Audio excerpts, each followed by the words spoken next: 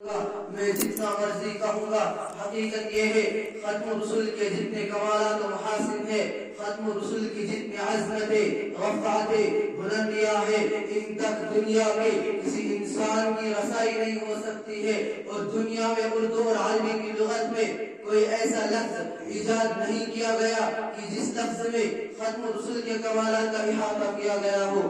کمالات سارے پیچھے رہ گئے، الفاظ سارے پیچھے رہ گئے، معانی سارے پیچھے رہ گئے، محاورات سارے پیچھے رہ گئی، لیکن میرا نبی آگے چلا گیا۔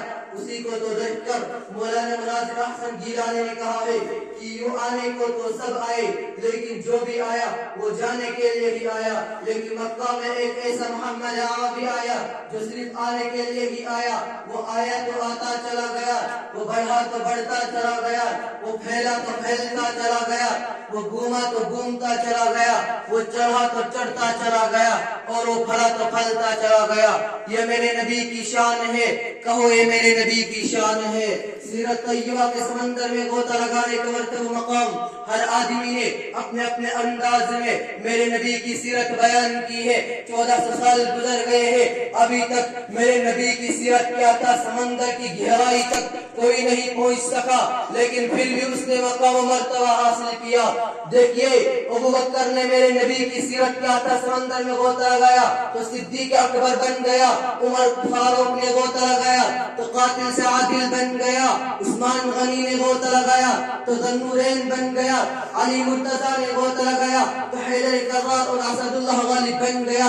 میں اس سے بھی آگے چلتا ہوں کہ اگر ابو حنیفہ نے میرے نبی کی سیرت کیا تھا سمندر میں غوطہ لگایا تو فقاہت کا امام بن گیا، امام مالک نے غوطہ لگایا تو حق اور صادق بن گیا، امام ابن حنبل نے غوطہ لگایا تو استقامت کا شہنشاہ بن گیا۔ بلکہ مجھے کہنے دو کہ قاسم نانوتھی نے میرے نبی کی سیرت کیا تھا سمندر میں غوطہ لگایا، یا تو علم و حکمت کا عرفان اور جنگ آزادی کا ہیرو بن گیا۔ یہ میرے نبی کی شان ہے، یہ میرے نبی کی شان ہے، خدا سے بہتر نبی کی شان کوئی بیان نہیں کر سکتا۔ میرے بھائیوں، میں نے قرآن کی ایک آیت آپ کے سامنے پڑھی ہے، میں چاہتا ہوں کہ آج اس کے ضمن میں گفتگو کروں۔ ایک یہ ہے کہ میں اپنی طرف سے نبی کی شان بیان کروں، اور ایک یہ ہے کہ کوئی شاعر، کوئی ادیب، کوئی خطیب، کوئی لبیب، کوئی مفکر، کوئی مدبر، کوئی محقق، کوئی مفسر، کوئی شیخ الحدیث، کوئی امام، کوئی فقیہ نبی کی شان بیان کرے، اور ایک یہ ہے کہ خدا عرش پہ خود نبی کی شان بیان کرے۔ میں چاہتا ہوں کہ آج آپ کو ختم رسول کی وہ شان سناؤں جو عرش پہ خدا نے بیان کی ہے، کیونکہ خدا سے بہتر تو کوئی نبی کی شان بیان نہیں کر سکتا۔ ہمارے نبی کا ذکر پیدائش سے پہلے اور باقی تمام انبیاء کا ان کی پیدائش کے بعد۔ دیکھیے حضرت آدم علیہ السلام آئے، ان کی سیرت کا آغاز ان کی پیدائش کے بعد ہوا۔ حضرت شیخ علیہ السلام آئے، ان کی سیرت کا آغاز ان کی پیدائش کے بعد ہوا، حتیٰ کہ 1,24,000 انبیاء کرام آئے، ان انبیاء کرام کی سیرت کا آغاز ان کی پیدائش کے بعد ہوا۔ لیکن قربان جاؤں میں اپنے نبی پر کہ ان کی پیدائش تو بعد میں ہوئی، لیکن ان کی سیرت کا آغاز ان کی پیدائش سے پہلے ہوا۔ دیکھیے حضرت آدم علیہ السلام کا جب دنیا سے جانے کا وقت آیا، اپنے بیٹے کو وصیت کر رہے ہیں کہ بیٹے اگر تجھے کسی چیز کی ضرورت پڑے تو اللہ سے محمد کا واسطہ دے کر مانگنا۔ بیٹا کہتا ہے ابو جان محمد کون ہے؟ آدم علیہ السلام فرماتے ہیں بیٹے سن لے، بات اتنی سی ہے، اگر محمد کو دنیا میں نہ آنا ہوتا تو دنیا کا نظام سجایا نہ جاتا، اگر محمد نے دنیا میں نہ آنا ہوتا تو کائنات نہ بنتی، اگر محمد کو دنیا میں نہ آنا ہوتا تو دنیا کا نظام سجایا نہ جاتا، کچھ بھی نہ ہوتا۔ بیٹے یہ سب چیزیں محمد مصطفیٰ کے واسطے بنا کر سجائی گئی ہے، یہی تو معنی ہے وَرَفَعْنَا لَكَ ذِكْرَكَ، اے پیغمبر ہم نے تیرے ذکر کو اونچا کر دیا، ہم نے تیرے نام کو اونچا کر دیا۔ پیغمبر کے ساتھ جو مل گیا وہ بھی اعلیٰ، صرف تیرے ذکر کو اونچا نہیں کیا بلکہ جو تیرے ساتھ ملا ہم نے اس کو بھی اونچا کر دیا۔ دیکھیے ابو بکر پہلے صرف ابو بکر تھا، جب میرے نبی کے ساتھ ملا تو صدیق اکبر بن گیا. عمر پہلے قاتل تھا, جب میرے نبی کے ساتھ ملا تو قاتل سے عادل بن گیا. عثمان پہلے صرف عثمان تھا, جب میرے نبی کے ساتھ ملا تو سخاوت کا بادشاہ اور ذوالنورین بن گیا. علی پہلے صرف علی تھا, کچھ حیثیت نہیں تھی, جب میرے نبی کے ساتھ اس کی نسبت ہو گئی ایسا اونچا ہوا کہ فاتح خیبر بن گیا. بلال حبشی پہلے حبشے کا ایک غلام تھا, لیکن جب میرے نبی کے ساتھ اس کی نسبت ہو گئی ایسا اونچا ہوا کہ چلتا مکہ کے گلیوں میں اس کے پاؤں کی کھڑکھڑاہٹ جنت میں سنائی دے رہی ہے. یہی تو معنی ہے وَرَفَعْنَا لَكَ ذِكْرَكَ, اے پیغمبر ہم نے تیرے ذکر کو اونچا کر دیا. میرے بھائیوں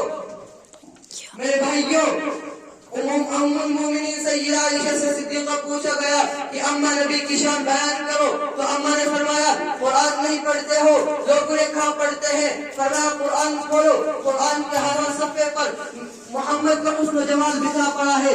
قرآن کھولو تو صحیح. تو میں اسی قرآن سے پوچھتا ہوں کہ اے قرآن تو اپنے نبی کا تعارف بیان کر. تو قرآن کہتا ہے الم یجدک یتیما فآوی, قرآن پیغمبر کا تعارف یتیمن سے شروع کرتا ہے. میرے بھائیوں قرآن کے ہر لفظ پہ میرے آقا کی سیرت موجود ہے, کیونکہ جب میرے نبی کے چہرے کی باری آئی تو قرآن نے والضحیٰ کہا, جب میرے نبی کی زلفوں کی باری آئی تو قرآن نے واللیل کہا, جب میرے نبی کے سینے کی باری آئی تو قرآن نے الم نشرح لک صدرک کہا, جب میرے نبی کے رحمت کی باری آئی تو قرآن نے وما ارسلناک الا رحمۃ للعالمین کہا, جب میرے نبی کے زمانے کی باری آئی تو قرآن نے والعصر کہا, جب میرے نبی کے شہر کی باری آئی تو قرآن نے لا اقسم بهذا البلد کہا, لیکن جب میرے نبی کی اپنی باری آئی تو قرآن نے ورفعنا لك ذکرک کہا. اے پیغمبر ہم نے تیرے ذکر کو اونچا کر دیا, ایسا اونچا کر دیا کہ جب اللہ تعالی حضرت آدم علیہ السلام کے ساتھ یا حضرت نوح علیہ السلام کے ساتھ حتیٰ کہ 1,24,000 انبیاء میں سے اللہ تعالی جس کے ساتھ مخاطب ہوئے تو ہر ایک کا نام لے کر خطاب کیا, لیکن قربان جاؤں میں اپنے نبی پر کہ ان کی پیدائش تو بعد میں ہوئی, لیکن ان کی سیرت کا آغاز ان کی پیدائش سے پہلے ہوا. جب اللہ تعالی حضرت آدم علیہ السلام کے ساتھ یا حضرت نوح علیہ السلام کے ساتھ حتیٰ کہ 1,24,000 انبیاء کرام میں سے اللہ تعالی جس کے ساتھ مخاطب ہوئے تو ہر ایک کا نام لے کر خطاب کیا, لیکن قربان جاؤں میں اپنے نبی پر کہ ان کی پیدائش تو بعد میں ہوئی, لیکن ان کی سیرت کا آغاز ان کی پیدائش سے پہلے ہوا. دیکھیے حضرت آدم علیہ السلام کا جب دنیا سے جانے کا وقت آیا اپنے بیٹے کو وصیت کر رہے ہیں کہ بیٹے اگر تجھے کسی چیز کی ضرورت پڑے تو اللہ سے محمد کو واسطہ دے کر مانگنا. بیٹا کہتا ہے ابو محمد کون ہے؟ آدم علیہ السلام فرماتے ہیں بیٹے سن لے, بات اتنی سی ہے, اگر محمد کو دنیا میں نہ آنا ہوتا تو دنیا کا نظام سجایا نہ جاتا, اگر محمد نے دنیا میں نہ آنا ہوتا تو کائنات نہ بنتی, کچھ بھی نہ ہوتا. بیٹے سب چیزیں محمد مصطفیٰ کے واسطے بنا کر سجائی گئی ہے. یہی تو معنی ہے وَرَفَعْنَا لَكَ ذِكْرَكَ.